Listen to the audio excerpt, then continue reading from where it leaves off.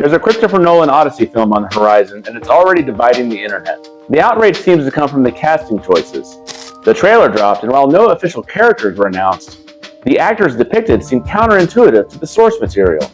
But I think the issue is deeper than any director's choice of actor, because no one commenting on this film has ever read the original material as intended by the author. Almost no one living has. The debate is actually about something every writer needs to understand. You can never fully represent a story the way the author intended. By the time the story reaches the audience, it has been filtered, it has been translated and interpreted, and that process starts long before the director ever calls action. I'm TJ Stecker. Welcome to Fireside Writer.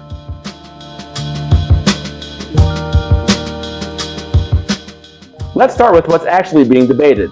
Christopher Nolan's Odyssey is set to release this summer, and the reports are that the version of the story he's adapting is Emily Wilson's 2017 translation. Wilson became the first woman to translate the Odyssey into English, and that fact gets mentioned constantly. But the actual friction in this debate is what she did with that text. Her critics argue that her choices were ideologically motivated. They say she softened Odysseus' dominance, that she reframed certain relationships. One of her more debated decisions was translating a word that historically had meant maids to slaves. One word change, but it changes the entire moral weight of a scene. Whether that's a long overdue correction or ideological imposition depends entirely on whose interpretive framework you're reading. And that's the argument. Whose version of the story gets treated as authoritative? But my question is different, because whose source material are we even talking about? Here's what we actually know. Homer, if Homer was even one person, composed the Odyssey roughly 2,700 years ago, orally. It existed as a spoken performance tradition before it was ever written down. So the original is already at least 2 layers removed from us before any translator read it. And then it gets translated. Every translator brings their own background and ideologies to the reading. Robert Fitzgerald reads differently than Robert Fagles. Fagles reads differently than Wilson. They're all working from the same original Greek and producing something different. I'm actually listening to the Fagles translation right now on audiobook, read by Ian McKellen, which in itself adds a whole extra layer that I want to come back to in a minute. So when someone says that this Nolan film is corrupting Homer, I want to ask, how do we even know which Homer are we talking about? And that brings me to the Ian McKellen point, because the narrator is another layer of interpretation, and we don't ever talk about that. I walk a lot, and I listen to books when I do, so I never think about that interpretation much, but today, I was listening to Lady in the Lake by Raymond Chandler, and the narrator I recognized. It was the same one who read The Hunt for Red October by Tom Clancy. And this narrator has a particular cadence, world-weary and sardonic. And I realized that voice was actively shaping how I read Marlowe. That wasn't Chandler's voice. That was someone else's interpretation of Chandler, laid on top of Chandler's own interpretation of Marlowe. And then I think about Tom Clancy's Jack Ryan. Same voice I just heard reading about Marlowe. Completely different character in a completely different world.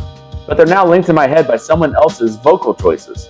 The same thing happened with Andy Weir. The Martian and Project Hail Mary share a narrator. And that narrator also reads Cry Havoc by Jack Carr.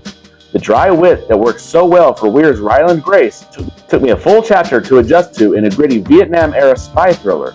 The tone fits one story and strains against another. Same voice, different result. The point is the narrator is not neutral.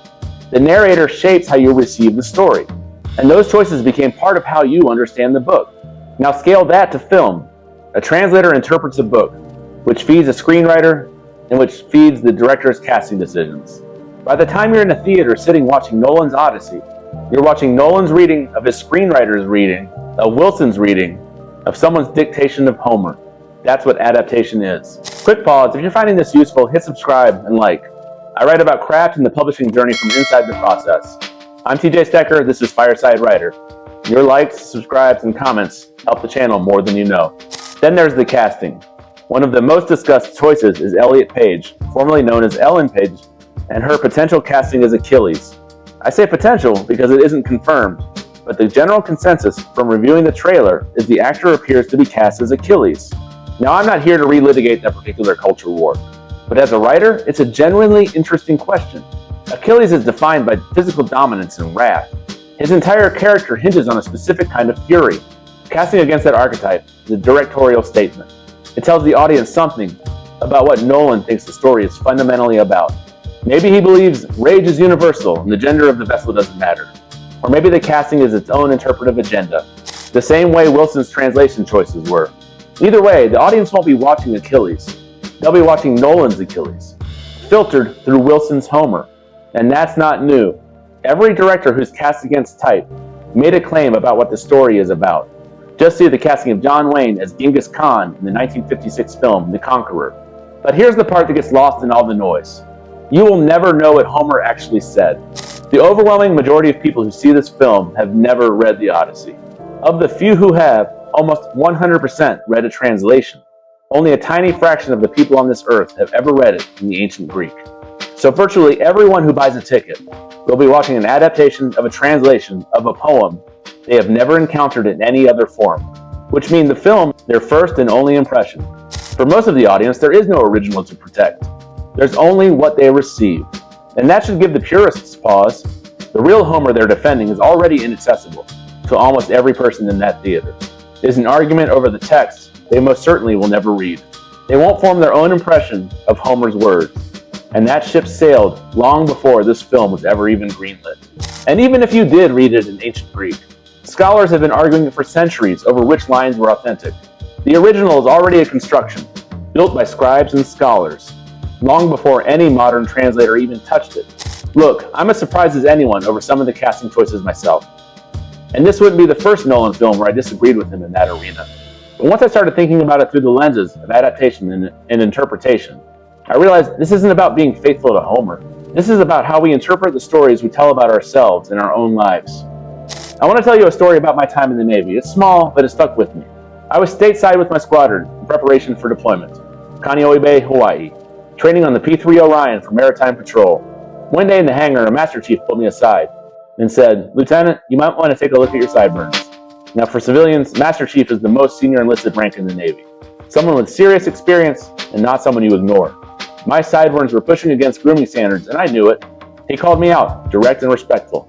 Here's how I took it. He's a senior sailor looking out for a junior officer. He was keeping me from getting in trouble. I walked away thinking, this guy's got my back. But later, when I recounted that story to a fellow junior officer, he got angry on my behalf. He said something like, "I would have told that chief to shove it. Officers don't take that from enlisted. He had no business." Same event, completely different interpretation. But here's where it gets interesting. When I retold that story to my fellow officer, my retelling already had my interpretation baked into it. I framed it as mentorship. He heard something else. And then I interpreted his reaction into this story, which I am now telling you. 4 layers from the original event, and none of them the event itself. That's what happens every time a story moves from one person to another, like the game of telephone from grade school. So why does this matter if you're a writer? Because your characters live inside this exact problem. In Redacted, Jeff Coburn is trying to reconstruct a Vietnam-era cover-up from 50 years ago. 50 years of accumulated interpretations, official records, stories told by people who had reasons to tell them a certain way. Every source he finds is someone's version of events. And the deeper he digs, the more he realizes the truth has been filtered through so many layers, it may not be fully recoverable. The best crime fiction isn't about facts. It's about competing interpretations of facts. And the writers who understand that write stories with real depth. Think about it from a craft standpoint. When you're writing a scene, you're adapting reality to words on a page.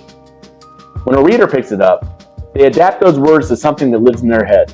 Every step is a layer of interpretation. The writer who understands this holds their choices with confidence, but not rigidity. The reader who brings their own experience to a scene isn't corrupting it. They're completing it. That's always been how it works. Wilson owns her choices. Nolan will own his. Stories survive because they invite reinterpretation. I'm going to see this film. I think it will do well. Nolan earns the benefit of the doubt, and I'm genuinely interested to see how it turns out. A competent and well-funded adaptation of a 2,700-year-old epic is well worth 2 hours of my time. So think about it when you write. Whose version of events is your protagonist working from? What did the telling leave out?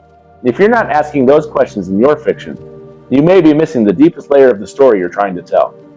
So head over to tjstecker.com. The newsletter is there. Subscribe for updates on my novels. So until next time, I'll see you by the fire.